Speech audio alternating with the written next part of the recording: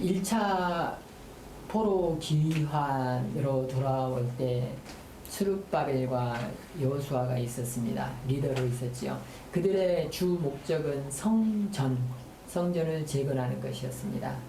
2차에 온 제사장 겸 에스라, 오늘 등장하는 말씀을 낭독했던 에스라와 3차에 왔던 느헤미야, 이 사람들은 사회를 개혁하는데 좀 더 중점을 두었습니다. 사회를 개혁하려면 어떻게 하면 좋을까? 이들이 고민이 많았지요. 그랬는데 이 에스라와 느헤미야는 사회를 개혁할 때 무엇을 선택했냐면 말씀을 선택했어요. 신앙을 재건하고 사회를 재건하는데 말씀을 세우는 것이, 말씀을 선포하는 것이 가장 좋은 방법이다라고 생각을 했습니다. 그리고 그 효과가 아주 좋게 나타났지요. 이 사람들이 이제 그 느헤미야가 당시 이제 그 영적인 부분에서는 아닌데 이 행정적 부분에서 가장 높은 위치에, 지배적 위치에 있었죠. 느헤미야가 그 동네에서는. 그래서 느헤미야가 에스라를 초청을 합니다. 그 에스라가 학자이면서 제사장이었기 때문에 말씀에 가장 정통한 사람이었어요. 그 당시에. 예루살렘에서는 에스라 이상 가는 사람이 없었지요. 그래서 에스라를 초빙을 합니다. 초빙을 해가지고 단을 짓게 만들죠. 이게 이제 우리로 치면 단상, 이제 좀 높은 거 있잖아요. 나무로 만드는 거. 여기 이 표현이 네 글자로 야단법석이라는 것이 있어요. 우리가 많이 알죠. 어떤 뭐 시장통 같은 데 보면은 아우 거기 야단법석이야 뭐 이런 표현을 하잖아요. 이 불교에서 먼저 나온 말이었어요. 굉장히 높은 고승, 그쪽 동네로 치면 이제 우리로 치면 말씀을 정통하게 하는 승려가 있다고 쳐봐요. 그 사람을 이제 이렇게 초빙을 해오는 거죠. 뭐 원효대사나 뭐 이런 사람들 있잖아요. 근데 그 사람들을 초빙하면은 사람들이 군대처럼 모입니다. 그러니까 넓은 곳에 이제 모여야 돼요. 넓은 곳에 모이는데 단을 쌓아야 돼요. 그래서 들야자에 단자예요. 단상. 들의 단상을 이렇게 세워놓은 거죠. 거기에 올라가서 뭘 하냐면 법을 해석하는 거예요. 우리로 치면 말씀을 해석해 주는 거죠. 그래서 법석이에요. 법을 해석한다. 그래서 합해서 야단법석이 되는 거죠. 야단에서 법을 해석하면 사람들이 돗대기 시장처럼 모여드는 거죠. 옛날 뭐 신라 시대나 고려 시대나 이런 시대. 그래서 그때 나온 말이죠. 근데 지금 마침 이 에스라가 야단 법석을 지금 하는 거죠. 그래서 사람들이 엄청나게 모였습니다. 예루살렘에 있는 사람들은 뭐 거의 다 모인 거죠. 어린애들 빼고. 그래가지고 이제 사람들이 이제 이렇게 모여서 이 에스라가 이제 말씀을 낭독을 하는 거죠. 이렇게 그 사람을 변화시키고자 할 때, 사람의 생각을 변화시킬 뿐만 아니라 행동을 이끌어내고자 할 때, 사람들은 그 역사적으로 사상이나 그들의 논리를 전파하게 됩니다. 뭐 우리가 이제 역사 속에서 우리나라 현대 사회에서 보게 되면은 민족을 해방시켜야 되겠다. 이제 일본으로부터 민족을 해방시키려는 사람들이 많이 있었어요. 여러 루트로 이제 활동을 했었죠. 총칼로 이 민족을 해방시켜야 되겠다 하면은 만주지방으로 가야 돼요. 그쪽은 그 북로군이라고 그래가지고 전쟁을 할 수 있는 훈련도 시키고 이런 것들 했죠. 그런데 단순히 그런 훈련을 하는 사람들인다 할지라도 사상적 교육을 하게 됩니다. 민족적 정신을 깨우치게 돼요. 그래야 그 싸움을 더 열심히 하게 됩니다. 근데 테러 쪽으로, 테러라고 그러니까 좀 어감이 그러는데요. 이제 그 요인 암살 이런 쪽으로 하기를 원한다. 그러면 상해 쪽, 남쪽으로 모여야 돼요. 그래서 이 남쪽에 있는 사람들은 임정에 속해 있죠. 임정에 속해 있는 사람들이 이제 뭐 그 윤봉길 같은 사람들이 도시락 홍콩 공원에서 그런 거라니까 이런 것들을 보면은 그 단순히 도시락을 들고 가는 것이 중요한 것이 아니라 그 사람 머릿속에 민족 해방에 대한 그런 의식을 먼저 심어줘야 되는 거죠. 그런 것이 없이 단순히 도시락 폭탄을 가지고 가시오 그렇다고 그가 가지는 게 아니죠. 사람들을 행동하게 하기 위해서는 먼저 머릿속에다가 뭔가를 집어넣어야 되는 거죠. 근데 우리 이제 제 나이보다 조금 선배들 시절에는 이제 우리 데모를 많이 했잖아요. 그때 체류탄 막 많이 쏘고 뭐 이한열이라든가 뭐 이렇게 많이 죽은 사람들이 있잖아요. 그런 사람들 시절에 제보다 조금 선배들 그 시절에는 금서들이 많이 있었어요. 금서를 읽으면 무슨 일이 벌어지냐면 사람들이 어느 날 갑자기 바뀌어요. 그래서 거리로 나갈 수밖에 없어요.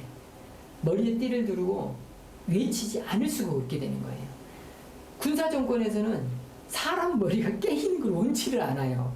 그런데 그 군사정권에서 그 금서로 묶어놓은 책들은 읽는 순간 사람 머리가 깨어지거든요. 이 몰랐던 것을 깨치는 순간 인간은 이 속에서 말할 수 없는 것들이 올라오게 돼요. 그거를 다 막고 있었어요. 군사정권에서는. 여러 가지 방면의 책들이 있었죠. 뭐 이렇게 억압하는 시절에 읽으면 안 되는 책들이 많습니다. 뭐 그런 책들을 이제 읽고는 막 사람들이 이제 막 깨기 시작해가지고 막 도로에 가가지고 막 길거리에서 이제 외치기 시작한 거죠. 뭐 이렇게 하면은 또 사람들이 그럴 거예요. 야, 이제 박용인이 이제 빨갱이 아닌가 이렇게 할 수 있는데 우리가 그런 수준 낮은 생각에서 좀 수준 높은 생각으로 올라가야 됩니다. 예수님의 말씀을 이렇게 하나님의 말씀을 배우는 사람들이 그런 낮은 수준의 이야기를 다루는 게 아니라 우리는 좀 더 높은 수준의 이야기까지 이렇게 좀 가져야 돼요. 우리가 이제 빨갱이 그런 이야기 나오면 막 위축되고 막 이게 막 그렇게 그런 수준에서 우리는 좀 더 높은 진리의 차원, 그 정도까지는 올라가줘야 됩니다. 그래서 그 밑에 있는 수준의 이야기들을 우리가 굉장히 이렇게 말씀 안에서 이게 주무르고 놀 수 있는 그런 수준, 정신 수준까지 올라가줘야 됩니다.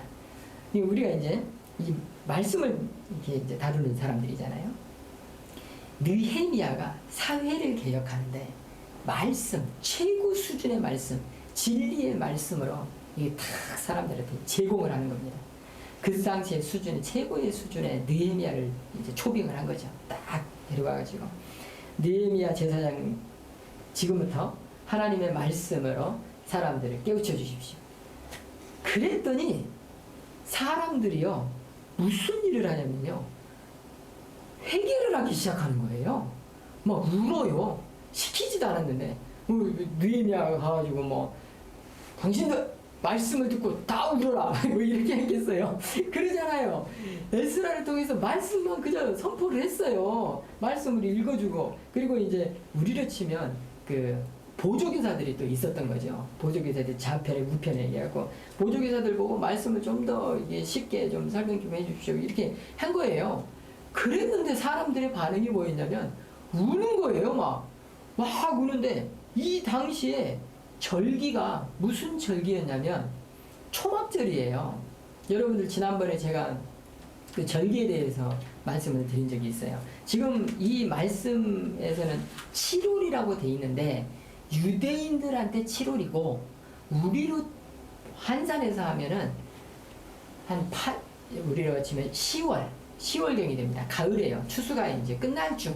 추수가 이제 다 끝나고 곡식이 창고에 쌓이고 그때예요.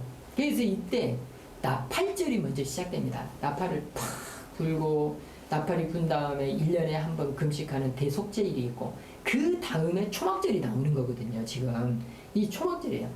그러면서 이 말씀을 막 선포하고 이렇게 가르쳐 주니까 마침 초막절에 대한 것을 에스라가 읽었나 봐요.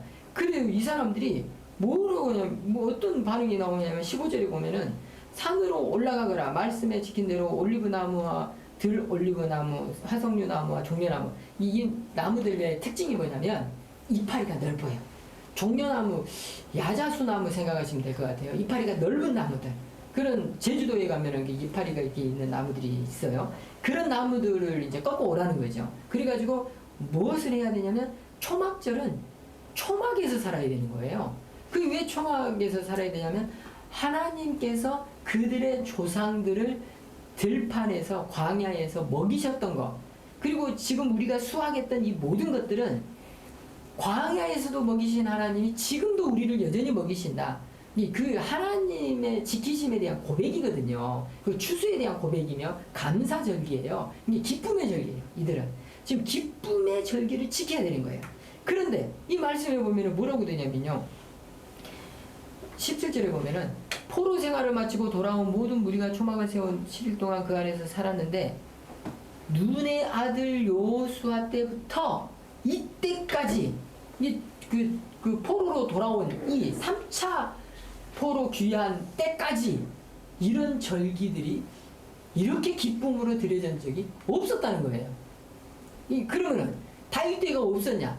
있었죠. 다 물론 그 절기들이 그 전에도 이게 명맥은 유지해 오고 있었던 거예요. 그런데 이제 후반부 가면 그것도 없어진 거 맞는데, 여기서 말씀드리는 포인트는 뭐냐면 기쁨으로, 여호수아 때는 그 기쁨이 살아 있었어요.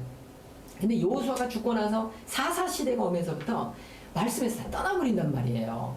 그러다가 이제 민족의 부흥기가 온단 말이에요. 그 다윗 때. 그 민족의 부흥기 때는 그것을 지켰는데 또 그 뒤로 사그라들기 시작해요. 이스라엘 후반부에 가면. 또 그래서 포로 생활로 잡혀가서 이제 더 이상 초막절을 지킬 수가 없었죠.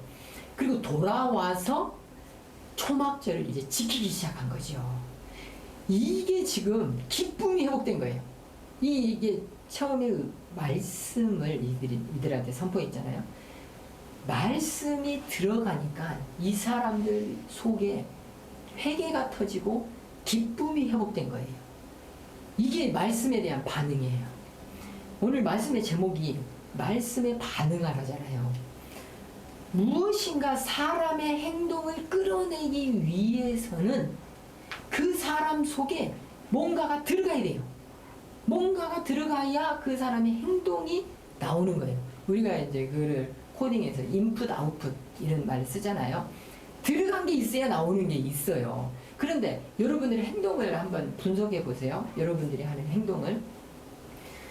여러분들이 지금 성인이 돼서 하는 모든 행동은 어디서부터 기인한 거냐면 가정에서 기인한 거예요. 여러분의 어렸을 때 인풋이 있었어요. 들어간 게 있었어요. 여러분의 부모님으로 인해서, 여러분의 형제들 간의 관계에 의해서 그 속에 들어간 것이 있어요. 그것이 지금 현재 가정생활에서 그대로 나오는 거예요. 그대로. 여러분들 가정에 위기가 다가오잖아요. 그럼 어떻게 하는지 아세요? 어렸을 때 받았던 이 들어가 있던 거, 부모님으로부터 보였던 것, 형제를 통해서 배웠던 것들이 가정의 위기가 오면 고스란히 그대로 나와요. 그리고 인간관계, 껄끄러운 사람, 사랑하는 사람을 만났을 때는 어떻게 하는가, 이게 이제 머릿속에 들어가잖아요. 그게 고스란히 지금 그 위기가 다가오거나 기쁨이 다가올 때 고스란히 표현돼요. 그래서 여러분들이 사랑의 표현을 잘 못하는 사람들이 있어요. 나 뜨거워가지고. 경상도 분들이 그런다고 그러죠. 아는, 밥 먹나, 자자, 이 세 마디밖에 안 한다고 그러잖아요. 가정에서.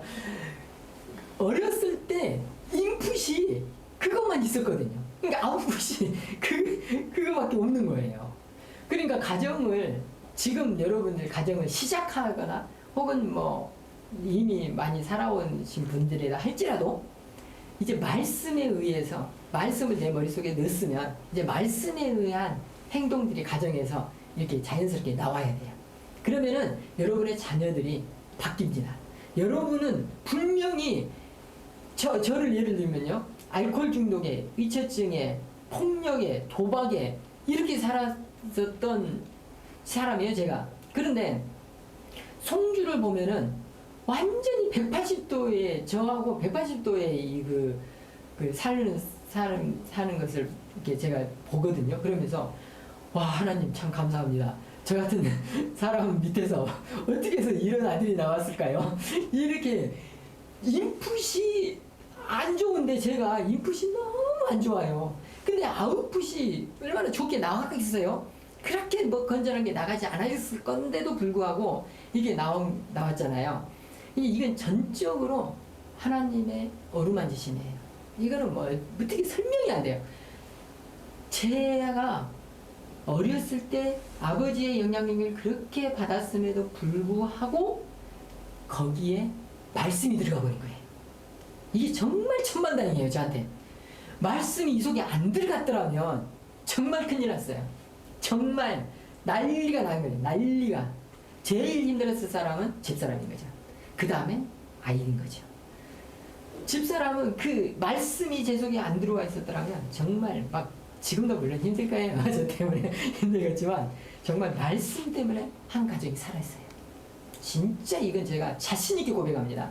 말씀이 아니었다면, 성령님의 역사가 아니었다면 정말로 큰일 날 집이었죠. 근데 정말로 은혜예요. 정말 은혜예요. 다시 본문으로 돌아와서 느헤미야가 에스라한테 부탁을 해서 에스라가 그 말씀을 기꺼이 실행했습니다. 그래서 이스라엘의 사람들의 그 반응이 회개가 나오기 시작합니다. 울어요. 근데 어떻게 하냐면 11절에 봐보세요. 레위 사람들의 백성을 달래요. 여러분 조용히 좀 하십시오. 오늘은 거룩한 날입니다. 슬퍼하면 안 돼요. 지금 그때가 최고절기거든요. 나팔절에다가 대속제일에다가 초막절이 있는 거예요. 지금요 이스라엘에서요. 저는 가보지 않고 말씀만 강연만 들었어요. 그런데 강연한 사람들이 그래요. 이스라엘에는요 최고의 절기래요. 엄청난 절기래요. 2주 동안은 학교는 가지도 않고 회사도 안 가고 완전 축제예요. 축제. 그리고 차가 안 다녀요. 차가. 그러니까 막 동네 애들이 다 뛰쳐나와가지고 그 넓은 도로에서 막 노는 거예요. 아무 거리낌 없이. 이때가 최고의 절기예요. 이스라엘의 아주 큰 명절이에요. 그런데 이런 절기 때 이 사람들이 말씀이 들어가니까 무슨 일이 있냐면 회개를 막 하는 거예요. 회개를 펑펑 울면서 막 엄청난 회개를 막 하기 시작한 거예요. 그러니까 말씀이 들어가면요. 첫 번째 회개가 나와야 돼요. 내 속에서 괴로움이 나타나야 돼요. 괴로움. 전에는요. 말씀이 들어가기 전에는 죄를 지어도 아무 거리낌이 없는 거예요. 제가 북에서 북한 사람들을 만났을 때 그런 들었어요. 근데 어디서 들었냐면은 북한 사람을 중간지대에서 만났어요. 하바롭스크.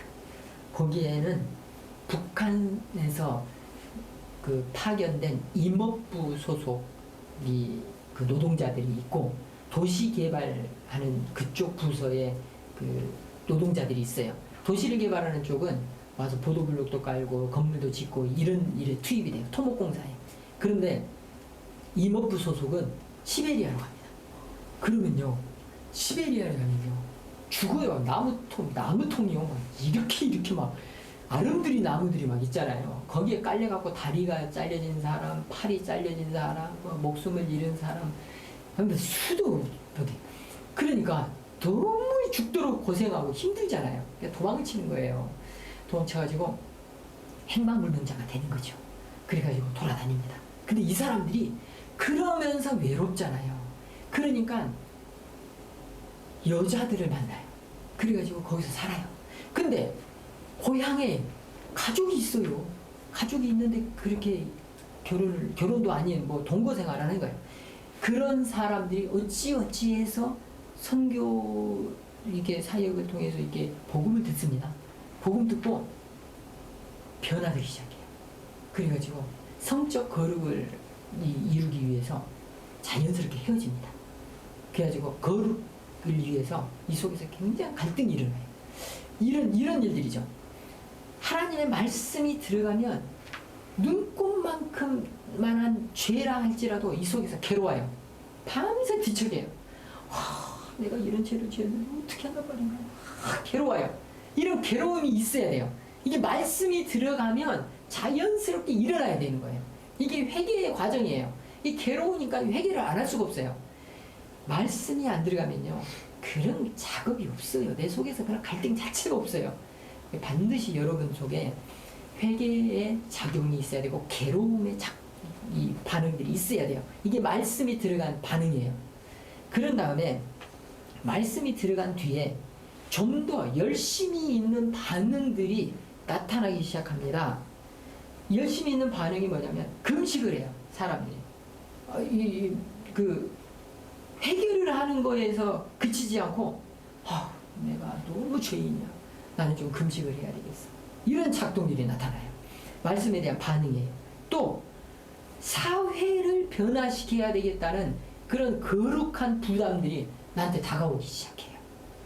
여러분들이 지금 한번 생각을 해보세요. 여러분들 돌이켜보세요. 여러분들이 교사라면은 학급을 내가 거룩함으로 바꿔봐야 되겠다. 이런 거룩한 부담들이 있을 수 있어요. 또 동료 교사들을 내가 좀 거룩하게 바꿔봐야 되겠다. 학교 문화를, 교사 문화를 좀 건전하게 바꿔봐야 되겠다. 이런 거룩한 부담들이 다가오게 됩니다. 이게 말씀에 대한 반응이에요. 열심히 있는 반응이에요. 첫 번째 반응은 죄로 인한 괴로움과 회개였다면은 거기서 좀 더 나간 반응들, 열심히 있는 반응들이 내 속에서 막 나와요. 사회를 변화시키고 공동체를 변화시키고 가정을 변화시켜야 되겠다는 거룩한 부담들이 옵니다. 이게 말씀에 대한 반응이에요. 그래서 선교사님들 보세요. 10대 때 굉장한 도전을 받습니다. 이 말씀에 대한 도전이죠. 너 그렇게 네 혼자만 잘 먹고 잘 살아야 되겠니? 이런 질문을 받는 거죠. 그래서 타 민족들한테도 복음을 전하고 그들도 하나님 앞에 돌아가게 되겠다. 그들도 하나님 말씀에 대한 반응을 이끌어야 되겠다. 이런 거룩한 부담들이 막 다가온 거죠. 그래서 선교사로 가게 되고 하나님의 말씀의 작동을 막 사회에서 막 일으키게 되죠. 마틴 루터 킹 목사님 같은 경우는 엄청 사회를 변화시키고자 자기 한 몸 내놓겠다. 이런 작용들이 일어나게 되는 거죠. 민족을 이끌었던 민족 대표 33인 중에 기독교인들이 그렇게 말했대요. 근데 그들이 왜 민족 대표가 됐겠냐고요. 거기 민족 대표가 됐다는 거는 나 죽었어 하는 거하고 똑같거든요. 일본 순사들이 어디서 나타날지를 몰라요. 또 그 민족 대표 안에도 뿌락지라고 그런가요? 그런 간첩들이 있을 수가 있거든요. 그럼에도 불구하고 그 자리에 간 거거든요. 나는 언제든지 죽어도 좋다. 이런 그런 고백들. 굉장한 고백들이죠. 이런 고백들이, 이런 반응들이 우리 시대에도 일어났으면 좋겠어요. 여러분들의 가정에, 여러분들의 공동체에 그런 거룩한 부담들이 일어났으면 좋겠어요. 이 사람들이 이제 그리고 나서 무슨 일이 벌어지냐면 9장, 여러분들한테는 제가 9장을 지금 안 적어왔는데 제가 한번 9장 앞부분을 제가 봉독해 드리겠습니다. 이달 24일에 이스라엘 백성이 모두 모였습니다. 이게 무슨 말씀이냐면 초막절은 달의 초에 있어요. 그래가지고 14일 안에 모든 그런 행사가 다 끝납니다. 14일이면. 그런데 이들이 그달 24일에 다시 모여요. 그러니까 우리로 치면 중후반 모인 거죠. 그러면서 이래요. 그들은 금식을 했으며 거친 베옷을 입고 머리에 재를 뒤집었었습니다. 이게 회개 작업이에요. 2절. 이스라엘 사람들은 다른 모든 민족과의 관계를 끊었습니다. 결혼했다고 그랬잖아요. 사돈광고 맺었다고 그랬잖아요. 그걸 다 끊기 시작합니다. 그들은 서서 자기와 자기 백성의 죄를 털어놓았습니다. 이게 지금 말씀을 한번 돌려봅니다. 8장 1절을 봅니다.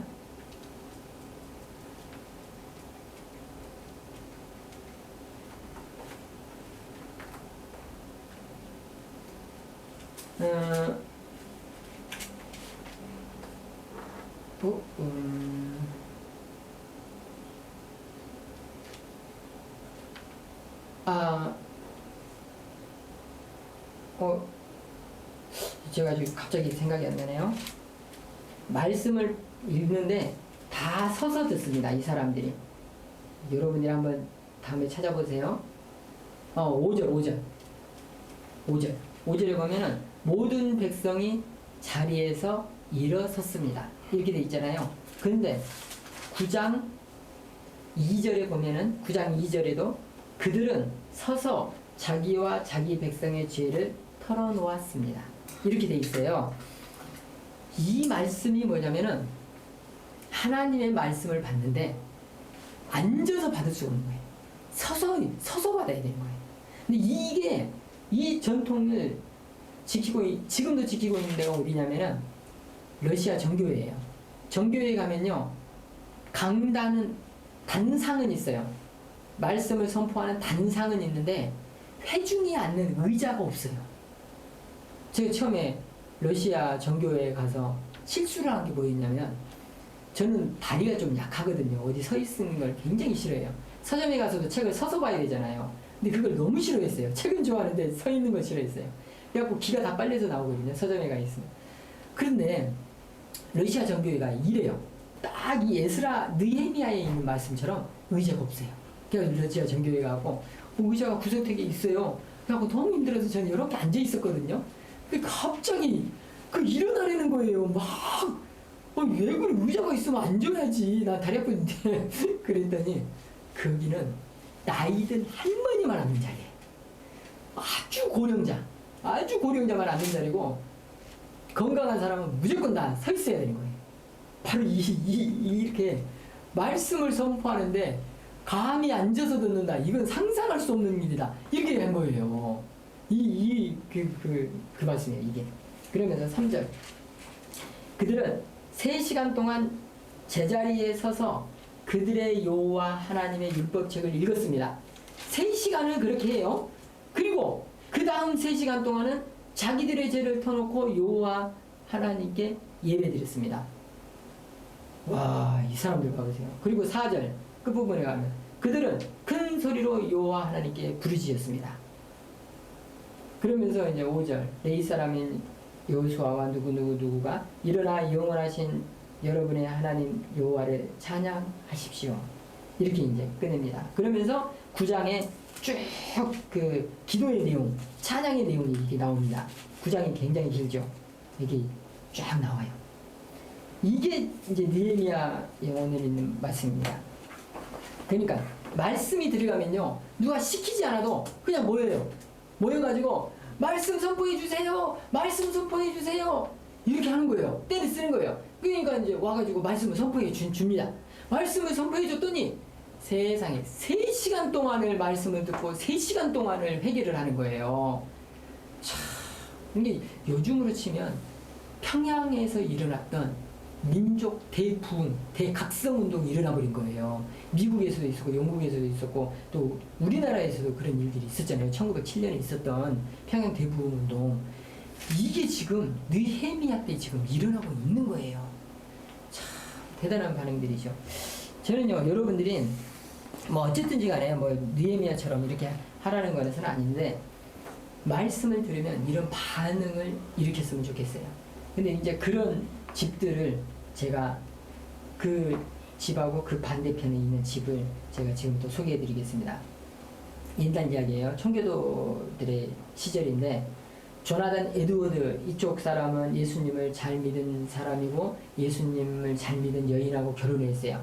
이제 기독교 가정을 이룬 거예요. 믿음의 가정을 이뤘어요. 그 다음에 맥스 주크라는 사람은 기독교 가정을 이루지 못하고 믿음에서 떠나버려요. 여자가 이제 그 믿음을 안 가지고 있는 사람이었거든요. 그래서 이제 출발은 믿음으로 가진 사람이었는데, 결과적으로 한쪽은 믿음의 가정이 되고 한쪽은 믿음을 상실한 가정이 되고, 이제 그런 두 가정을 한번 유전학자가 이제 이렇게 그 조사를 했어요. 몇 대를 거쳐서.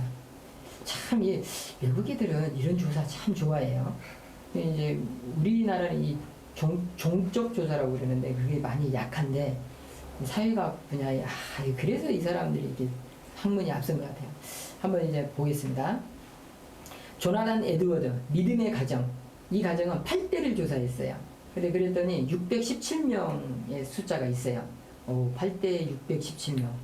대단한 것 같아요. 그 중에 대학교 총장이 13명, 교수가 65명, 의사가 68명, 성직자 116명, 군대 장교 15명, 발명가 25명, 저술가 80명, 변호사 149명, 판검사 48명, 공무원 82명, 하원 의원이 3명, 상원 의원 1명, 부통령 1명. 대단한 집이네요. 이 숫자를 보면 이제 뭐 중복된 사람도 있을 거예요. 그 다음에 믿음이 없는 가정, 맥스 듀크. 이 사람은 1292명이네요. 오, 많이 엄청나네요. 1292명. 이 앞에 사람은 617명. 오, 엄청 많은 사람이 태어났습니다. 그런데 영유아 때 태어나자마자 죽은 사람들이 많아요. 309명. 직업적인 거지 310명.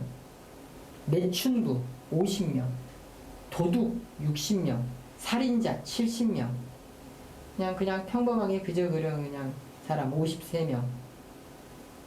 장사를 한 사람이 20명인데 그 중에 10명은 감옥에서 기술을 배웠대요. 이 가정을 위해서 뉴욕주가 돈을 썼대요. 공적 자금을 썼는데 100만 달러를 썼대요. 이야, 위에 있는 조나단 에드워드 가정은 미국에 돈을 벌어다 줬고, 이 맥스 주크는 미국에 있는 돈을 다 써버렸네요. 갉아먹었네요. 여러분들이 어떤 인생을 살지는 잘 모르겠어요. 무궁무진한 인생들을 사실 거라고 저는 보지만 정말로 중요한 거, 인풋은 무조건 말씀이어야 된다. 물론 인풋에 오류가 있을 수 있어요. 여러분들이 이제 뭐 안 좋은 거 이렇게 학교에서든 가정에서든 안 좋은 게 들어갈 수 있습니다. 그럼에도 불구하고 말씀을 무조건 넣어야 됩니다. 말씀이 들어가지 않으면 이 밖으로 나오는 게 이게 뭐 좋은 게 나올 수가 없어요. 그런데 들어간 것 중에 안 좋은 것이 들어갈 수가 있어요. 그런데 말씀이 같이 들어가잖아요. 그 속에 성령의 작용이 일어납니다. 그러면요, 성령께서 안 좋은 것도 말씀으로 이렇게 바꿔주시는 역할을 하십니다. 그러니까 무조건 들어가는 거는 말씀이 같이 들어가줘야 돼요. 그러면 여러분의 삶은요, 정말로 기대하셔도 좋습니다. 역사 속에서 그것은 이미 검증이 됐습니다. 하나님의 말씀이 들어간 사람은 어떻게 살아가는지 이미 검증이 됐으니 여러분들 꼭 말씀을 가지고 살아가시고 말씀에 대한 거룩한 반응들이 묵묵무진 나타나시길 바래요. 거룩한 부담들이 다가온다. 그러면 그 부담을 멀리하지 마세요.